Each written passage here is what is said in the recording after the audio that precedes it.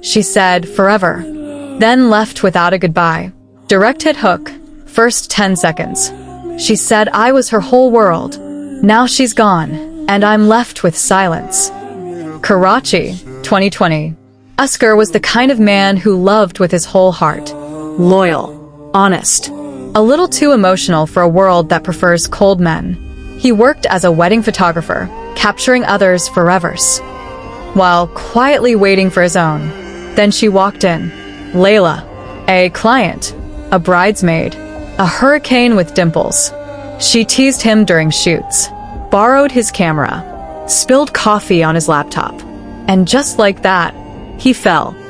They weren't a couple, but they weren't just friends.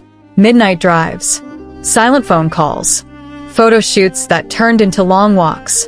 "If I ever get married," she once said, "I want you behind the camera and next to me." He laughed, but his heart carved that moment in stone.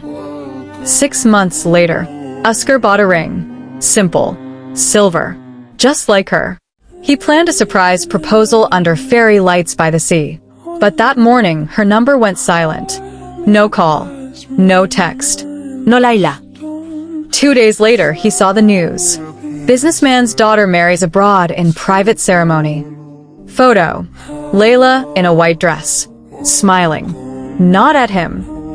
He dropped the ring in the sea. Watched it disappear, like her promises.